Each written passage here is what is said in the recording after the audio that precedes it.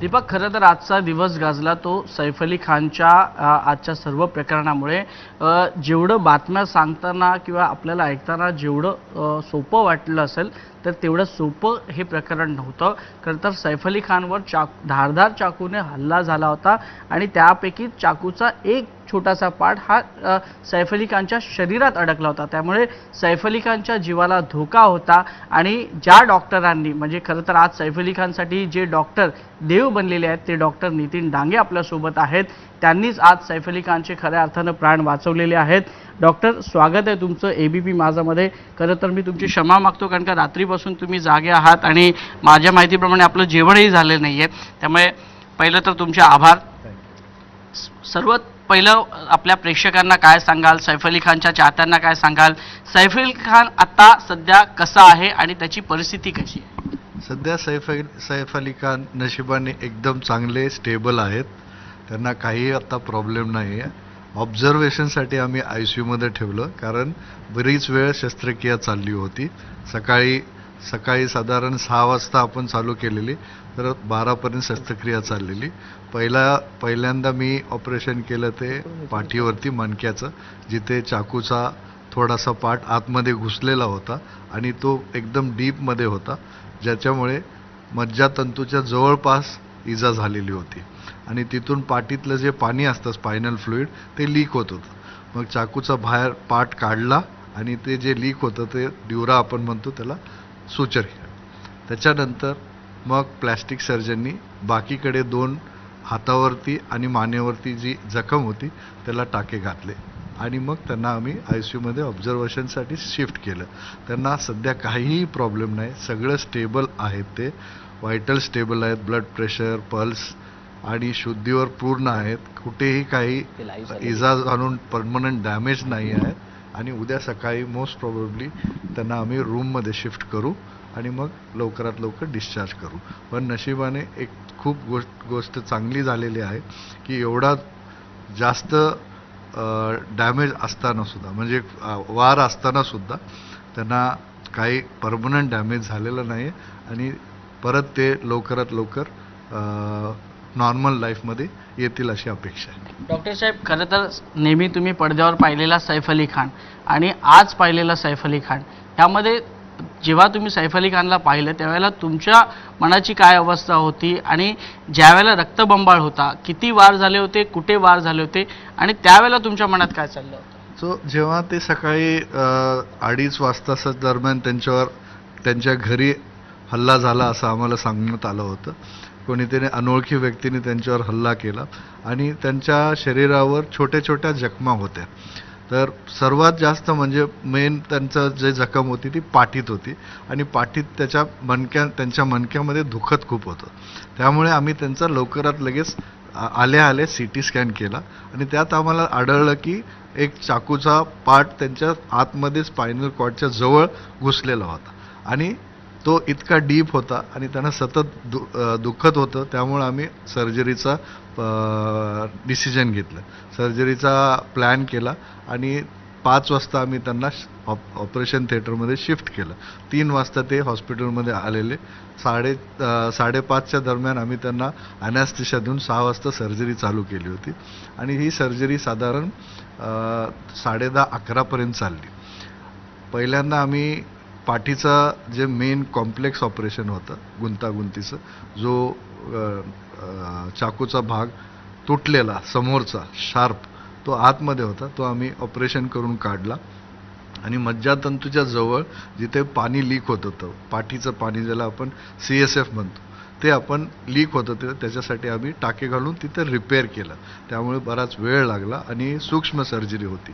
ती सर्जरी झाल्यानंतर प्लॅस्टिक सर्जननी त्यांच्या हातावरचे जे 2 डीपमधल्या जखमा होत्या, थोड्या खोल होत्या, जास्त खोल नव्हत्या पण मध्यभागपर्यंत खोल होत्या आणि मानेवरती उजव्या बाजूला एक जखम होती, त्याचे टाके घालून त्यांना व्यवस्थित कॉस्मेटिकली चांगलं केलेलं आहे आणि ते ऑपरेशन नंतर लगेच शुद्धीवर येऊन त्यांना आम्ही ऑब्झर्वेशनसाठी ICUमध्ये शिफ्ट केलं. ज्या वेळेला सैफ अली खान हॉस्पिटलमध्ये आले, जेव्हा तुम्ही त्यांना पहिल्यांदा भेटलात तेव्हा सैफ अली खान शुद्धीत होते का, हा पहिला प्रश्न. त्यावेळेला तुमचं त्यांच्याशी काही बोलणं झालं का? हो, जेव्हा आले ते कंप्लीट शुद्धीत होते. ते मार लागण्यामुळं हालचाल दुखत असल्यामुळं जास्त चालू शकत नव्हते, पण त्यांना काही असं इजा नव्हती की ज्याच्यामुळे पॅरालिसिस झाला किंवा काय आहे. मज्जातंतूत जरी म्हणजे स्पायनल कॉर्ड म्हणजे मणक्यामध्ये जरी मार लागला असला किंवा चाकूचा भाग असला तरी सुद्धा नस डॅमेज नव्हत्या. हे आम्ही पहिल्यांदा आम्ही त्यांना पहिल्यांदा जेव्हा CT स्कॅन पाहिला की हे चाकूचा भाग आत आहे आणि मज्जातंतूजवळ आहे, आम्हाला काळजी होती की त्यांना पॅरालिसिस वगैरे काय व्हायला नको, आणि नशिबाने काहीही नव्हतं. तो भाग जो होता तो जस्ट टच होत होता नसांना, पण डॅमेज नव्हता झाला. त्यामुळे आम्ही लगेच ऑपरेशन करून पुढे कुठे डॅमेज होऊ नये म्हणून तो भाग काढून ही सूचना तुम्ही त्यांना दिली की ऑपरेशन करा, आणि ते नॉर्मल बोलणं झालं त्यांचं. ते घाबरले होते सुरुवातीला, कारण अशी इजा झाली होती, बरेच जखमा होत्या, सुपरफिशियल जखमा होत्या, पण 3 जखमा मोठ्या होत्या आणि एक पाठीमध्ये मेजर असल्यामुळं मोठी सर्जरी करायला लागल्यावर कुणालाही भीती वाटणारच आहे. शुद्धीत आल्यानंतर ते खूप खुश होते आणि त्यांचं ऑपरेशन चांगलं झाल्यावर आम्ही सांगितल्यानंतर आणि ते स्टेबल असल्यावर त्यांना कुठेही काय इजा नसल्यामुळं हातपायाची हालचाल, पायाचं हालचाल सगळी एकदम नॉर्मल जसं पूर्ववत आहे तसे आहेत, आणि ब्लड प्रेशर, पल्स सगळे व्यवस्थित होते. त्यांना सगळं समजत होतं, त्यामुळे आम्हालाही खूप बरं वाटलं. आणि ज्या वेळेला ICUमध्ये शिफ्ट केलं ते ऑलमोस्ट नॉर्मल आहेत. आत्ताही सुद्धा त्यांची तब्येत आम्ही आत्ता विचारपूस केली असताना सध्या एकदम स्टेबल आहेत. त्यामुळं आम्ही अपेक्षा करतो की उद्या त्यांना रूममध्ये शिफ्ट करू. प्रश्न असा आहे की कुटुंबियांची काय परिस्थिती होती त्यावेळेला, कुटुंबियांनी तुमच्याशी काय संवाद साधला, तुमचं कोणाशी बोलणं झालं का, करीना कपूर किंवा इतर त्यांच्या कपूर फॅमिलीशी किंवा खान फॅमिलीशी? सकाळच्या वेळेत अचानक हे झाल्यामुळं स्वतः सैफ अली खान स्वतः त्यांच्या फॅमिलीबरोबर आले होते. ते स्वतः चालत आले होते. मला असं सांगितलं झालं की ऑटोनं आलेलं आहे. त्यामुळं ते तसं तेवढं त्यांचं काही ब्लड लॉस खूप झालेला होता किंवा रक्तस्राव झाला होता असं नाही. मल्टिपल जखमा होत्या, शरीरावर इकडे तिकडे रक्त पसरलेलं होतं, आणि साहजिक आहे कोणालाही अशी अचानक रात्रीच्या वेळेत वार झाल्यावरती भीती वाटणार आहे. फॅमिली खूप शॉकमध्ये होते, त्यांना काय झालेलं हे समजत नव्हतं. पण आम्ही त्यांना कॉन्फिडन्स देऊन लीलावतीमध्ये त्यांचं ऑपरेशनचं प्लॅन केलं, त्यांना सगळं समजावून सांगितलं, आणि स्वतः सैफ अली खान एकदम नॉर्मल मेंटली आणि फिजिकली असल्यामुळे त्यांना काही डेफिसिट नव्हते. त्यांचे समज सगळी चांगली होती. त्यामुळे आम्हाला इझी झालं त्यांना समजावून सांगणं, फॅमिलीलाही समजावून सांगणं, आणि त्यांना आम्ही कॉन्फिडन्स देऊन त्यांना सांगितलं की ऑपरेशन झाल्यावर सगळं व्यवस्थित होईल. पण जे काही प्रकरण घडलं किंवा जो चोर आला, जो व्यक्ती आला, त्या संदर्भात काही त्यांनी तुम्हाला सांगितलं? त्याबद्दल आम्ही ऑपरेशनच्या प्लॅनिंगमध्ये होतो, त्यामुळे आम्ही काय घटना घडली ह्या जास्त डिटेलमध्ये सखोलमध्ये जाऊ शकलो नाही. आम्ही ऑपरेशन करून त्यांना ऑपरेशनमधून व्यवस्थित बाहेर काढणं हे आमचं ध्येय होतं, आणि ते आम्ही करून दाखवलं. साधारणतः तो चाकूचा तुकडा होता, तो नेमका काय होता? 2.5 इंचाचा साधारण चाकूचा तुकडा त्वचेच्या आतमध्ये जाऊन, बाहेर नव्हता तो, आतमध्ये होता. तो फक्त CTमध्ये दिसला आम्हाला, आणि तो मज्जातंतूच्या जवळ होता, म्हणून आम्ही ऑपरेशन करून काय होतात म्हणजे ते चाकूचा भाग म्हणजे मला वाटतं किचन नाईफ ज्याला आपण म्हणतो त्याचा तुटलेला तो भाग होता, साधारण 2.5 इंचाचा. याच्यामुळे आता भविष्यामध्ये सैफ अली खानला काही त्रास होऊ शकतो का? सैफ अली खान कधी रिकवर होऊ शकतो आणि त्याला कधी डिस्चार्ज मिळू शकतो? आम्ही प्रार्थना करतो की लवकरात लवकर रिकव्हरी होईल. आत्ता स्टेबल आहेत. उद्या त्यांना रूममध्ये शिफ्ट केलं की 2 दिवसात आम्ही त्यांना डिस्चार्ज करण्याचा प्लॅन करतोय. त्यामुळे ते स्टेबल आहेत आणि पुढे त्यांना काय प्रॉब्लेम येईल असं आम्हाला बिलकुल वाटत नाही, आणि त्यांची रिकव्हरी फास्ट हो अशी आमची ईश्वरचरणी प्रार्थना आहे. न्यूरोलॉजिस्ट म्हणून तुम्ही मुंबईत तर काम करता आहात, पण तो आजचा एक्सपिरियन्स तुमच्यासाठी कसा होता? कधीही बरं वाटतं की कोणत्याही सेलिब्रिटीना आपण वेळेत रात्री उठून सकाळी एकदम पहाटे असा अचानक ॲक्सिडेंट झाला, म्हणजे इमर्जन्सीमध्ये ऑपरेशन करून त्यांना ठीक केलं. त्यांना बरं केलं आणि रिकव्हरीसाठी आम्ही मदत केली.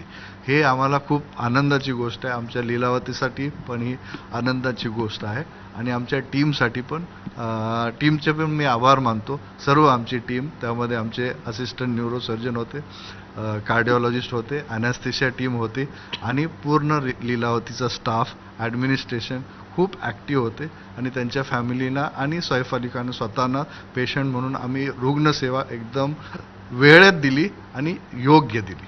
सैफ अली खान पुन्हा एकदा सेटवर शूटिंग करताना म्हणजे रिअलमध्ये शूटिंग करताना कधी पाहायला मिळेल? मला वाटतं एक आठवड्याभरामध्ये ते परत शूटिंग करू शकतील अशी माझी अपेक्षा आहे. आजच्या या ऑपरेशन नंतर पुन्हा त्यांना चेकअपसाठी यावं लागेल, ते चालू शकतात, बोलू शकतात किंवा त्यांच्या पाठीवरचे जे मज्जातंतूपर्यंत गेलेले घाव आहेत हे रिकवर होऊ शकतात आठवड्याभरात? येस, आठवड्याभरात ते गाव रिकवर होऊ शकतात आणि त्याच्यानंतर त्यांना आम्ही परमिशन देऊ की त्यांचं ते रेग्युलरली शूटिंगचं काम आहे आणि डे टू डे ॲक्टिव्हिटी करण्यामध्ये काय अडचण येईल असं मला वाटत नाही. खूप खूप धन्यवाद डॉक्टर, तुम्ही आमच्याशी केलेल्या बातचीतबद्दल. तर दीपक, हे होते डॉक्टर ज्यांनी आज खऱ्या अर्थानं सैफ अली खानचे प्राण वाचवलेले आहेत. त्यांनी सांगितलं की अगदी मज्जातंतूपर्यंत चाकूचा जो तुकडा आहे तो शरीरात पाठीमध्ये घुसलेला होता आणि 2.5 इंचचा तो तुकडा होता आणि त्याच्यामुळे जर तो थोडासा अजून आत गेला असता तर सैफ अली खानला कदाचित पॅरालायसिस देखील होऊ शकला असता, परंतु सुदैवानं हा कुठलाही प्रकार घडला नाही आणि डॉक्टरांच्या तत्परतेमुळे सध्या सैफ अली खान हा सुरक्षित आणि सुखरूप असल्याची बातमी आहे ती डॉक्टरांकडून मिळालेली आहे आणि त्यांनी सांगितलं की आठवड्याभरातच पुन्हा एकदा सैफ अली खान हा आपल्या सेटवर शूटिंग करताना दिसू शकतो. कॅमेरा पर्सन योगेंद्र गुप्तासह वैभव परब, ABP माझा, मुंबई. तेव्हा वैभव आपल्यासोबत होता आणि वैभव सोबत होते